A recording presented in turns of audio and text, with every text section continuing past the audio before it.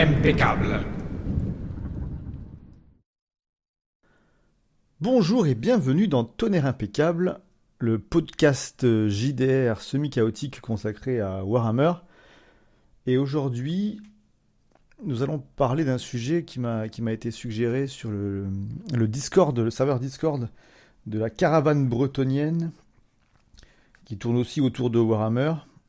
Et Bob, là-bas, me parlait des chiens dans Warhammer. Peut-être que vous connaissez le blog de Andy Lowe, un ancien collaborateur de Games Workshop qui est parti, mais qui continue d'animer un blog très riche, très intéressant, qui s'appelle le Lowhammer.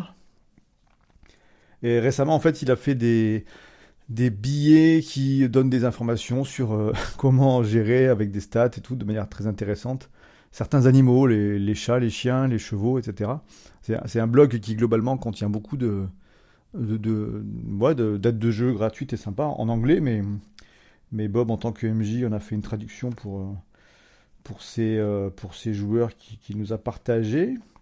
Et la question qu'on peut se poser, c'est que faire avec tout ça, si ce n'est... Alors bien sûr, on peut avoir des ratiers qui vont récupérer un animal ou ce genre de choses, c'est déjà prévu un peu dans le livre de base, mais à partir du moment où on propose une aide de jeu de ce type, ça peut donner des idées, dont en l'occurrence l'idée de lancer un élevage de chiens de race. C'est clairement intéressant. Donc là, je vais juste faire un récapitulatif rapide de ce que propose Andy Lowe dans son aide de jeu.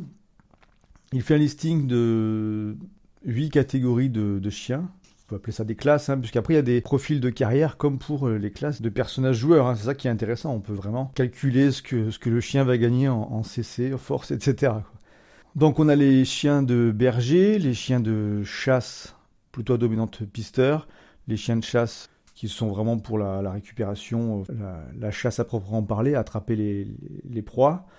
Le chien de compagnie, tout simplement. Les bâtards qui sont les chiens de loin les plus courants et qui n'ont pas de spécificité particulière. Les chiens de combat, les chiens terriers et les chiens de guerre.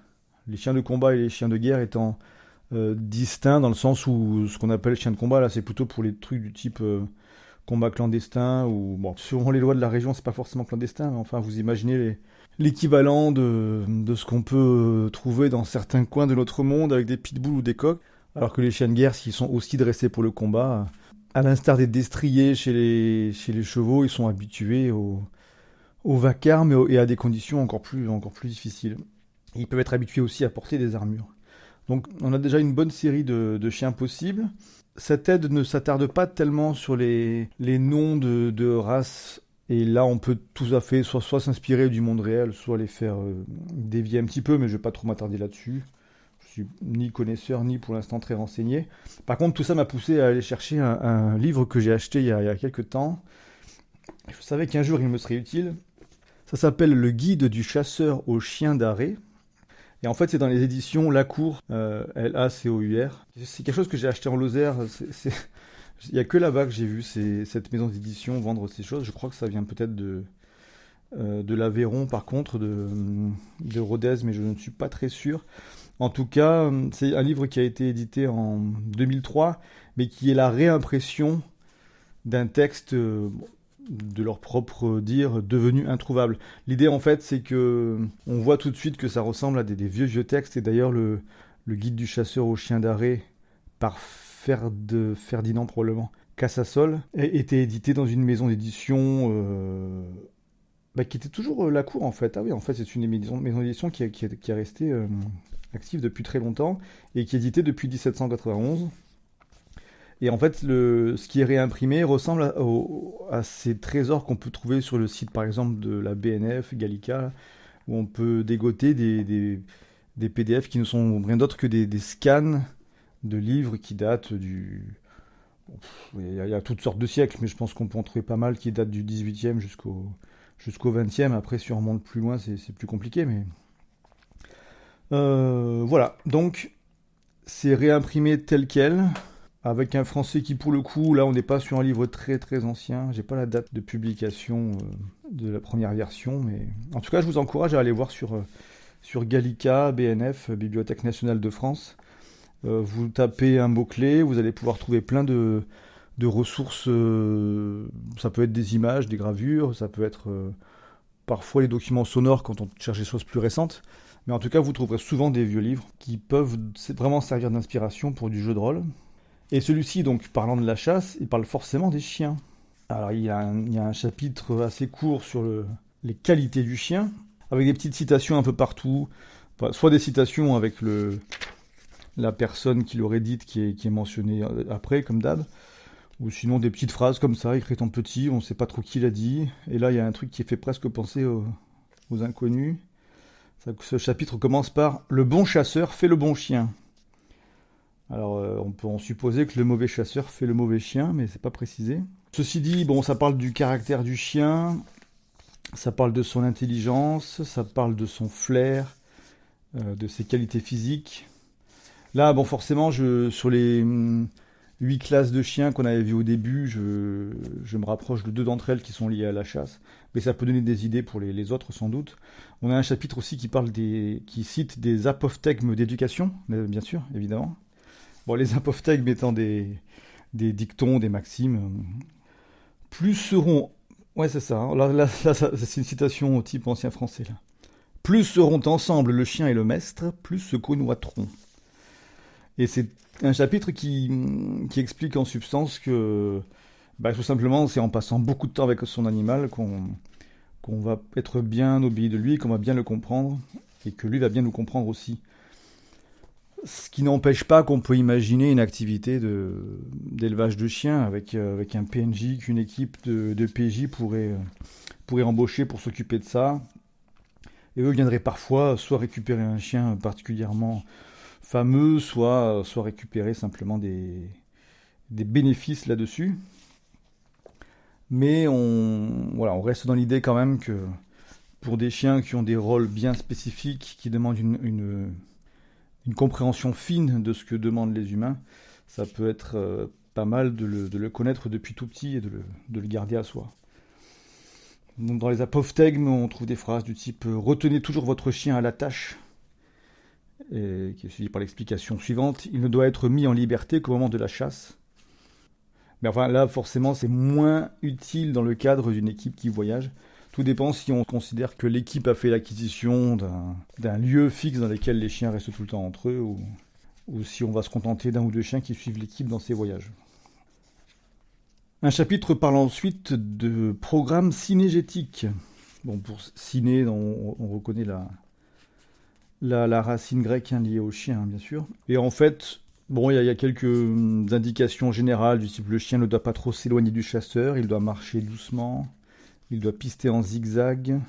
Il doit marquer l'arrêt solidement. Alors ça, c'est pour les chiens du coup d'arrêt qui indiquent une cible sans se jeter dessus, ce qui peut tout à fait convenir à des chasseurs à l'arc.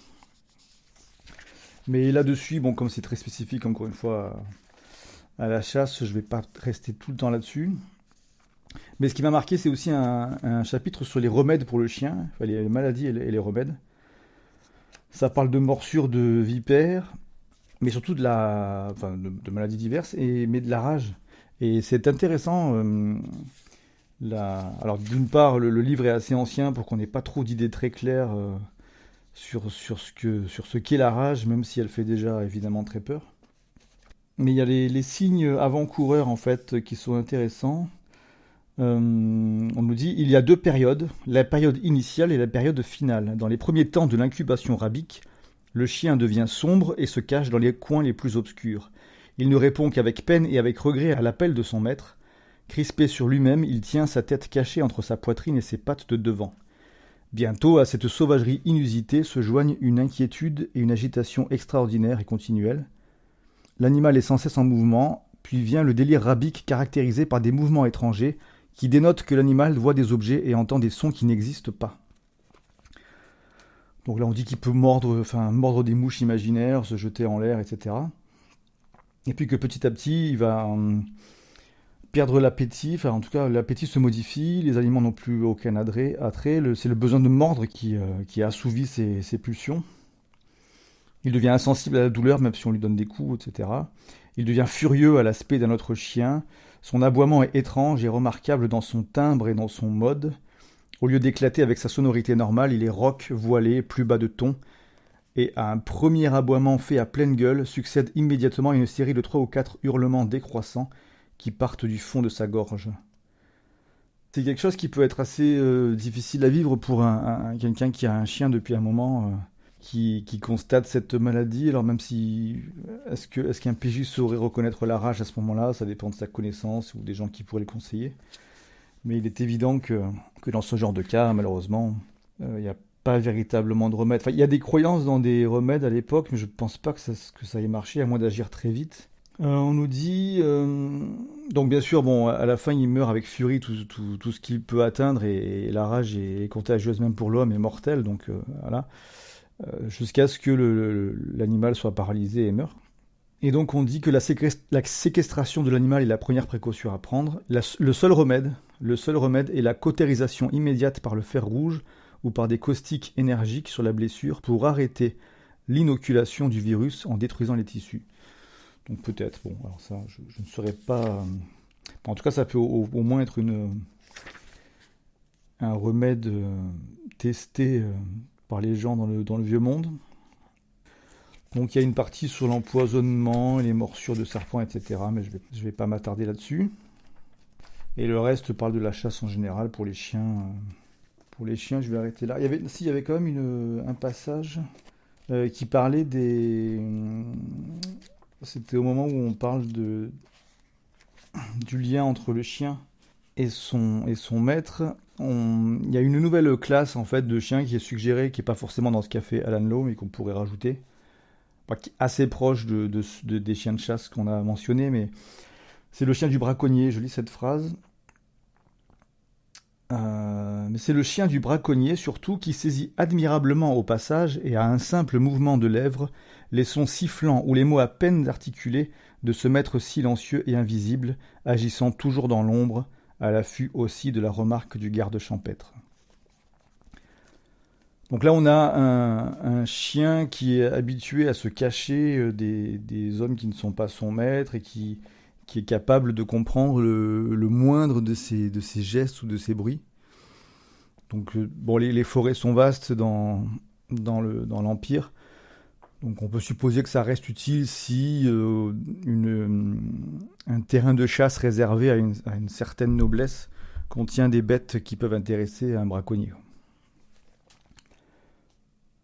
Voilà pour ce livre-là. Je ne peux pas vous conseiller de l'acheter puisqu'il va être dur à trouver, mais c'est possible qu'on trouve des équivalents sur Gallica, donc. Et quand je revois les classes de chiens, ça me rappelle toujours en lien avec la Lozère, en fait. Quand j'ai habité là-bas, j'ai forcément été en contact avec tout ce qui touche à la légende de la bête du Gévaudan, puisque c'est cette zone qui est concernée. Et il y a toujours des gens qui discutent de qu'est-ce que c'était, etc. Bon, la thèse du loup est écartée pour beaucoup, mais reste valide pour d'autres. Je vais pas trop m'appesantir là-dessus. Juste une remarque, vu que je parle du loup, on est à peu près sûr aujourd'hui, je ne pense pas que ça fasse débat que c'est le loup qui est devenu chien une fois domestiqué par l'homme. Ça a commencé il y a 15 000 ans environ. Mais par contre, pour la bête du Gévaudan, une des thèses, c'est vraiment pas la majeure, hein, mais je la cite parce que là, elle peut nous intéresser. C'est celle du chien de guerre qui aurait été soit une armée en déroute, enfin en tout cas des déserteurs seraient partis avec des chiens de guerre dans la région et auraient fini par commettre des larcins à l'aide de cette bête. Soit il aurait pu s'échapper tout seul. Bon, après, enfin, dans l'histoire de la bête du Gévaudan, il y a quand même parfois des mutilations qui sont pas vraiment faisables par un animal seul. Donc c'est pour ça qu'on imagine qu'il pourrait avoir eu un maître avec lui. Encore une fois, c'est loin d'être la thèse la plus acceptée, mais ça pourrait être utilisable dans Warhammer avec une sorte d'histoire comparable à la bête du Gévaudan, une créature qui ressemble plus ou moins à un loup, mais qui attaque de manière récurrente des gens isolés, et qui s'avère être difficile à chasser, et pour cause, là, en sous-main, on pourrait imaginer que c'est un ou plusieurs maîtres des anciens militaires qui l'aident et qui, de leur côté, tirent les ficelles. Donc voilà pour des petites pistes générales là-dessus, mais Mais si on veut revenir à l'idée de l'élevage, bon, je pense qu'on est sur des occupations de chiens très très différentes. Ça me semble difficile d'être sur un établissement qui élèverait toutes ces races, toutes ces fonctions. Mais ce qui me semblerait sympa, ça serait de prévoir des PNJ qui sont adaptés, spécialisés dans différents types de classes de chiens. Et par exemple, justement, dans les histoires type Bête du Gévaudan, si les PJ arrivent à déjouer ce mystère et à mettre la main sur ce maître chien militaire qui a terrorisé une région, peut-être que plutôt que de le livrer tout de suite aux autorités, ils arriveront à s'en faire je ne sais pas, un allié qui pourrait les aider à former des chiens de ce genre, qui pourraient du coup être utilisés soit en chien de guerre, soit en chien de combat. Pour ce qui est des chiens de chasse, ça serait le fait de trouver un chasseur expérimenté qui pourrait les aider à mettre en place ce type de commerce. Mais après, l'implantation va beaucoup jouer en fait. Les chasseurs à la campagne vont probablement arriver à récupérer des chiens d'une portée d'un ami régulièrement et puis l'élever depuis tout petit. Il y a de bonnes chances pour que la clientèle pour ce type de commerce soit un peu difficile à trouver. Ce qui me semble le plus viable, ça reste quand même le chien de compagnie, le chien domestique de confort, entre guillemets, qui lui, dans les grandes villes où il y a une certaine bourgeoisie et une classe noble, pourrait être vendu très cher en ayant opéré alors soit le maintien d'une race très recherchée, soit en créant des mélanges qui pourraient susciter de nouveaux besoins. Donc ça d'un point de vue purement commercial, c'est ce qui me semble le plus viable. Avec bien sûr aussi les chiens de combat et de guerre, mais par contre ça pourrait facilement être quelque chose qui est réglementé, surveillé, voire mal vu. Mais par contre sans doute très lucratif, hein, si on arrive à rentrer dans des réseaux de gladiatures qui ont besoin régulièrement de chiens de ce genre. C'est pas, à défaut d'être éthique, c'est sans doute pas mal rémunérateur. Après, les chiens de guerre à proprement parler, ça peut être revendu à l'armée impériale éventuellement, mais dans l'absolu, ils doivent avoir déjà de quoi faire. Pour les chiens de berger, bon là, vraiment, ça me paraît très difficile là aussi. C'est un peu comme les chiens de chasse, quoi. C'est des chiens qu'on va adopter assez jeunes et élever dans le giron de son village, etc. Donc pourquoi pas, après tous ces chiens forestiers, on pourrait très bien avoir un maître chien qui s'est à la fois formé pour la chasse et pour l'élevage. Et à ce moment-là, si c'est placé d'une manière un peu stratégique entre plusieurs zones bien peuplées, pourquoi pas imaginer qu'il y ait quand même suffisamment de marché pour écouler tout ça. Et quel type de personnage, quel type de PNJ on pourrait imaginer à ce poste. Je pense avant tout à des personnages qui seront fixes, que les PJ reviendront voir régulièrement pour gérer les affaires. Il n'est pas interdit d'imaginer un PNJ qui accompagne le groupe, mais bon, pour avoir un commerce digne de ce nom, il faut quand même pas mal de chiens, et ça serait plus un voyage de meute si une équipe commence à se trimballer avec un paquet de clébards, et puis ça nécessiterait, ça en supprimerait toute respectabilité, toute discrétion, et ça consommerait beaucoup de nourriture. Donc je pense plutôt à un PNJ fixe, qui, sans aller dans des clichés absolus, ça pourrait être vraiment un vieux baroudeur pour ce qui est des chiens de combat, bourré de cicatrices, et qui a essayé plusieurs façons de gagner de l'argent avec son savoir. Par exemple, ça pourrait être quelqu'un qui a essayé de rentrer dans l'armée, mais qui a été rejeté pour X raisons, hein, soit parce qu'il était pas apte pour une raison précise, ou parce il s'est montré trop violent, et il a organisé des combats clandestins parmi les troupes, etc. Donc qui ensuite qui aurait eu des mauvaises idées, comme le coup de la bête du Gévaudan que je mentionnais plus haut, ou ce genre de choses, et qui finit par trouver avec les PJ un moyen d'utiliser son talent pour gagner de l'argent sans trop de risques. Si on a quelqu'un qui doit élever des chiens forestiers, du type chien de berger ou chien de chasse, Là, on peut partir sur un personnage qui est dans une vraie passion, un amour des animaux, une envie de sélectionner les meilleurs éléments qu'il peut trouver et de les disséminer dans l'Empire et pour voir un peu son travail être reconnu et apprécié. Ça pourrait être quelqu'un qui demande aussi aux PJ qui eux voyagent beaucoup de rencontrer des bergers et des chasseurs pour en apprendre plus sur alors des techniques de dressage, des informations sur des races particulièrement efficaces, peut-être même ramener des chiots pour pouvoir enrichir l'élevage. Il peut aussi leur demander de retrouver des remèdes justement à la rage, aux morsures, aux maladies, etc. Aux puces et aux tiques, ce genre de choses. Voire récupérer peut-être des idées de mélange de nourriture qui, sans coûter excessivement cher, seraient particulièrement efficaces. Ça serait deux profils, bien sûr les deux peuvent se mélanger, ça peut être le maître de guerre, le de chien de guerre qui est un peu comme ça, mais je le verrais bien pour un aspect plus berger-chasseur. Et alors, pour la partie la plus, probablement, enfin, c'est vraiment qu'un avis comme ça, la plus rémunératrice, celle des chiens de compagnie, tout est possible, mais à ce moment-là, vu que c'est quelqu'un qui va traiter avec la noblesse, je verrais bien quelqu'un de plus excentrique quand même, qui quand même, je, je verrais bien quelqu'un de plus excentrique, qui sait rester ferme et qui aura un sérieux nécessaire pour que ça se passe bien au niveau des chiens, puisqu'il va se contenter. Enfin, en même temps, il y a deux pistes. Pour un chien de compagnie, ça peut être simplement quelqu'un qui les vend très jeunes et qui n'a pas spécialement besoin de les dresser. Mais ça peut être aussi quelqu'un qui leur apprend à répondre à des ordres simples, voire quelqu'un qui crée qui dresse des chiens pour aveugles et tout, hein. Dans ce genre d'univers, c'est pas aussi développé qu'aujourd'hui, bien sûr, mais ça pourrait être des proto-chiens d'assistance.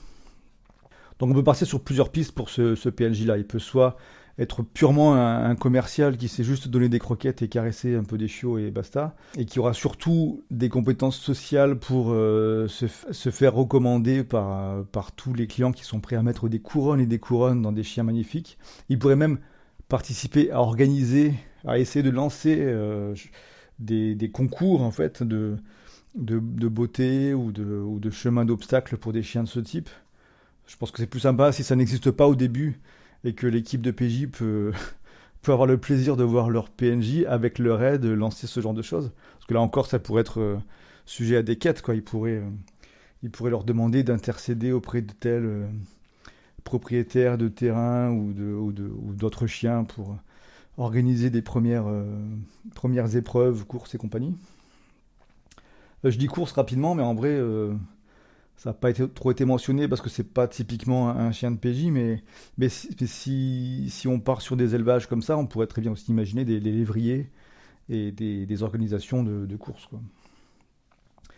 Donc voilà pour une possibilité pour le PNJ en charge des chiens de compagnie, et l'autre possibilité, donc c'est celui qui est là pour purement les dresser, vendre des chiens complètement opérationnels entre guillemets, qui est là, quelqu'un qui passera beaucoup plus de temps avec les chiens qu'avec les gens et qui pourra être soit accompagné d'un autre PNJ secondaire qui s'occupe de faire savoir un peu ce qui se passe et d'attirer la clientèle.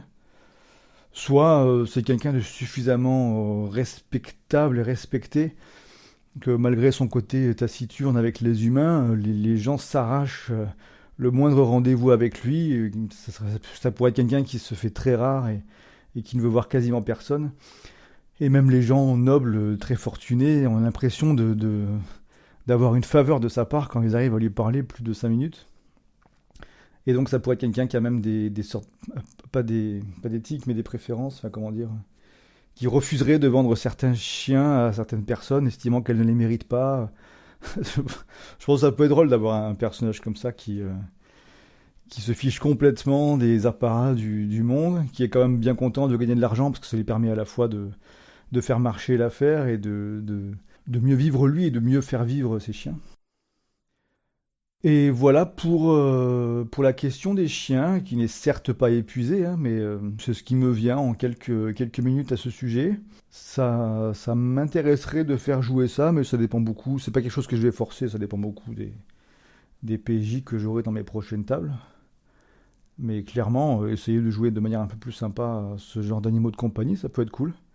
Je sais pas si je ferai un numéro sur les chats et les chevaux, mais ça pourrait très bien se faire. Et je vous conseille du coup d'aller voir le blog Lowhammer si vous l'avez jamais fait. Lawhammer. C'est impressionnant, il y a beaucoup de ressources, hein. C'est pas le seul blog de ce type, on parlera des autres plus tard, mais celui-ci est déjà bien rempli. Sur ce, bah, je vous remercie de votre attention et je vous dis au revoir et à la prochaine. Tchuss!